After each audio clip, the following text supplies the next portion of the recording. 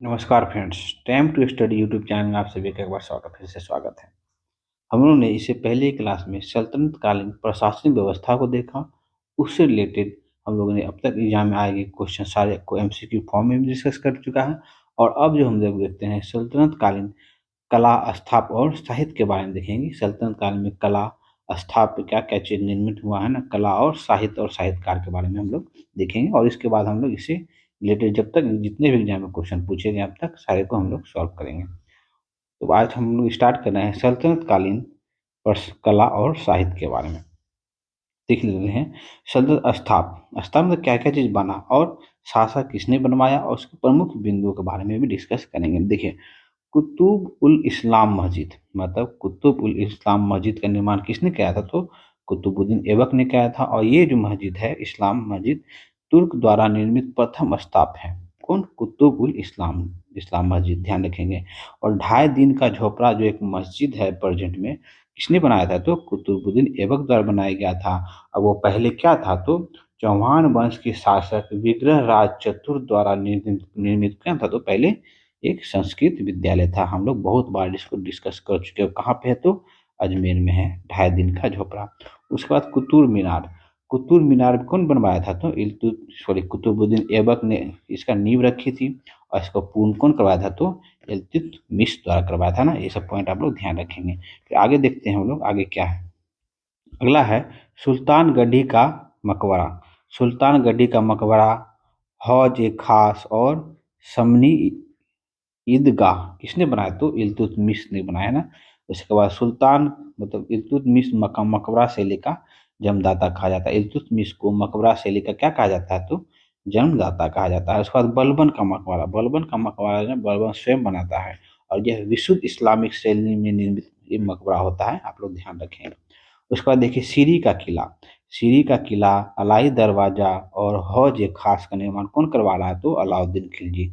सीरी का किला, अलाई दरवाजा और हौज ए खास कौन कर रहा है? तो अलाउद्दीन खिलजी। और 1000 खम्भों का महल कहा जाता है किसे? तो सीरी सीरी का किला को देखिए क्या 1000 खम्भों का महल कहा जाता है, जिसे कौन बनाता है? तो अलाउद्दीन खिलजी, है ना।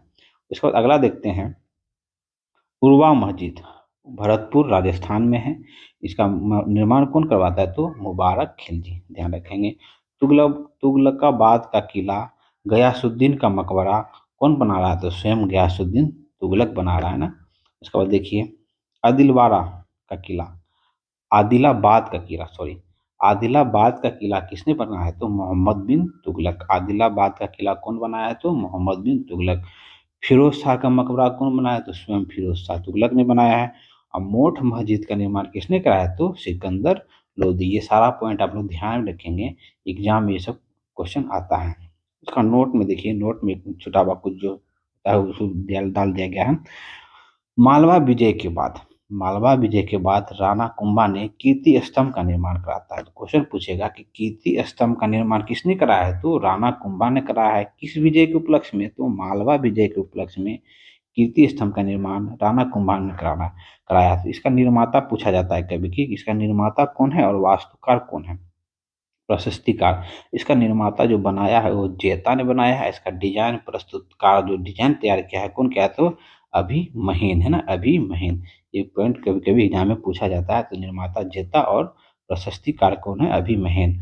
कीर्ति स्तंभ कौन बनाया है? तो राणा कुंभा। आप लोग 2-4 बार वीडियो जरूर देखा करें। इससे क्या होता है ना, आपका रिवाइज जितना रिवाइज करेंगे उतना ध्यान में रहेगा। ठीक है फ्रेंड्स, फिर हम लोग नेक्स्ट देखते हैं आगे क्या है। उसके बाद हम लोग देखते हैं साहित्य, जो साहित्य और साहित्यकार और उससे रिलेटेड प्रमुख बिंदु देखेंगे जो आपके एग्जाम में काफ़ी इंपॉर्टेंट है। देखिए हम लोग साहित्य में पहला देखते हैं। पहला क्या है? रचना। उसके बाद साहित्यकार और उससे रिलेटेड प्रमुख बिंदु हम लोग देखेंगे कि क्या इंपॉर्टेंट है उससे रिलेटेड। देखिए ताज उल मसीर किसने लिखा है? तो हसन नियाजी ने लिखा है। और किसके बारे में जानकारी देता है? तो ऐबक के बारे में जानकारी देता है। कौन? ताज उल मसीर, जो कि हसन नियाजी द्वारा लिखी गई पुस्तक है। उसके बाद पुस्तक है तबकात ए नासरी, बहुत इंपॉर्टेंट है। तबकात ए नासरी कौन लिखा है? तो मिनहाज उल सिराज। बहुत आपको क्वेश्चन देखने को मिलेगा। और नसरुद्दीन के दरबार में रहता था। किसने? नसरुद्दीन के दरबार में रहता था। उसके बाद देखिए तारीख ए फिरोज शाही और फतवा ए जहादारी, ये किसने लिखा है? तो का जिलाउद्दीन बर्नी है ना, जिलाउद्दीन बर्नी की पुस्तक है कौन, तो तारीख है फिरोज शाही फतवाए जहांदारी। इससे भी हम लोग को क्या मोहम्मद बिन तुगलक फिरोज शाह तुगलक के शासनकाल के बारे में जानकारी प्राप्त होती है।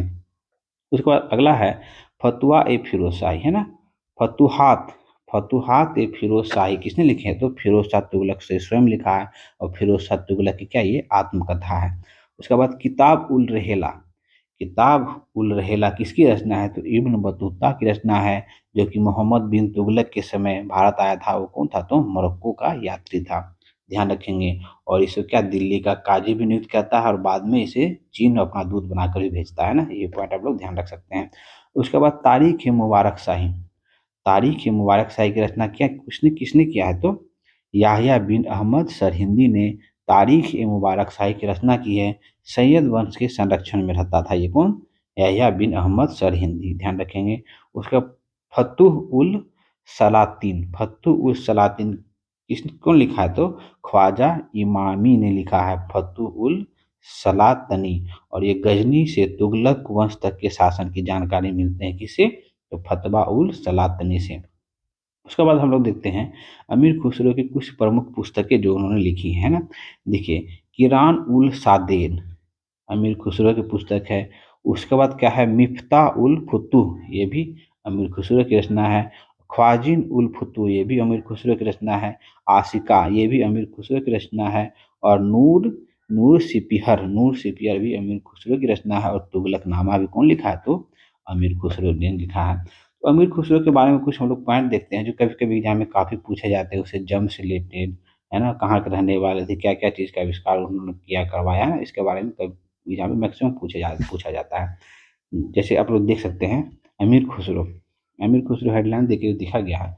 अमीर खुसरो का जन्म, अमीर खुसरो का जन्म कब हुआ, तो 1253 ईस्वी में कहाँ हुआ था, तो कासगंज जो कि यूपी में पड़ता है, तो यूपी में उनका जन्म हुआ था। अमीर खुसरो को तोतिए हिंद भी कहा जाता है, तो क्वेश्चन पूछेगा तोतिए हिंद किसे कहा जाता है, तो अमीर खुसरो को तोतिए हिंद भी कहा जाता है। बलबन खिलजी और तुगलक वंश के शासनकाल में ये रहा था सल्तनत में, बलबन खिलजी और तुगलक वंश के शासनकाल में इन्होंने रहा। इनका आविष्कार सितार तबला का आविष्कार करा, कौन किया, सितार और तबला का आविष्कार कौन किया, तो अमीर खुसरो ने किया है, आप लोग ध्यान रखेंगे। अमीर खुसरो प्रथम सुल्तान मुसलमान था, अमीर खुसरो ऐसा प्रथम मुसलमान था जिन्होंने स्वयं को कहा कि मैं क्या हूँ, मैं भारतीय मुसलमान हूँ। अमीर खुसरो ऐसा पहला मुसलमान था जिन्होंने क्या कहा कि मैं भारतीय मुसलमान हूँ, कहा है ना, ध्यान रखेंगे। उसके बाद काबिला शैली, काबिला कबला जो बताया जाता था, काबिला नहीं होता था, उस शैली का आरंभ किसने किया था, कव्वाली शैली जो होता है, कव्वाली गाया जाता है ना, उस शैली का आरंभ भी किसने कराया, तो अमीर खुसरो के द्वारा ही कराया गया है ना। उसका बाद नेक्स्ट लास्ट पॉइंट देखते हैं हम लोग, दिल्ली सल्तनत सल्तनत की राजभाषा। कभी कभी क्वेश्चन पूछा जाता है दिल्ली सल्तनत की राजभाषा क्या थी, तो दिल्ली सल्तनत की राजभाषा क्या रही है, तो फारसी था। दिल्ली सल्तनत की राजभाषा क्या थी, तो फारसी थी, आप लोग ये ध्यान रखेंगे। तो फ्रेंड्स हम लोग का सल्तनत सल्तनत वंश से रिलेटेड कला स्थापत्य और साहित्य और साहित्यकार से रिलेटेड जितने हम लोग को थोड़ी हम लोग को डिस्कस करना था, हम लोग ने कर चुका दिया है ना। अब हम लोग साहित्य स्थापत्य और साहित्य एवं साहित्यकार से रिलेटेड कुछ एमसीक्यू क्वेश्चन देखेंगे जो अब तक आपके एग्जाम में आ गया है, जो कि इसे यहाँ से क्वेश्चन आता भी है मैक्सिमम। तो उसको देख लेने के बाद हम लोग का क्या होगा, सल्तनत काल खत्म हो जाएगा। उसके बाद हम लोग आगे विजयनगर बहमनी साम्राज्य की यात्रा आगे तरफ आगे बढ़ते रहेंगे और मध्यकालीन भारत खत्म करेंगे, है ना। इससे पहले हम लोग ने प्राचीन भारत इतिहास को भी खत्म किया हुआ है, आप लोग प्ले लिस्ट में जाके देख सकते हैं। और घटना चक्र बुक से हम लोग ने साइंस का तीनों सीरीज फिजिक्स केमिस्ट्री बायोलॉजी तीनों का सीरीज चला रखा है, जो कि 10-10 वीडियो के आसपास हम लोग वो कर चुके हैं, आप लोग वहाँ देख सकते हैं। इसके अलावा हम लोगों ने करंट अफेयर्स का हर हर एक मंथ का 2 वॉल्यूम करके, वॉल्यूम 1 वॉल्यूम 2 करके डिस्कस कर रहे हैं, जिसमें फुल एक्सप्लेनेशन के साथ। अगर वीडियो आपको स्लो लगे तो थोड़ा स्पीड करके देख लेंगे तो ज़्यादा अच्छा रहेगा, आपके एग्जाम के लिए काफ़ी कारगर रहेगा। हम लोग जनवरी का करंट अफेयर्स कंप्लीट करा चुके हैं, अब हम फरवरी में आगे बढ़ेंगे, ठीक है। ठीक है friends, thank you for watching. अगर अच्छा लगा तो प्लीज़ लाइक करें, शेयर करें और फ्रेंड लोग के साथ सब्सक्राइब जरूर करें। मिलते हैं फिर नेक्स्ट वीडियो में।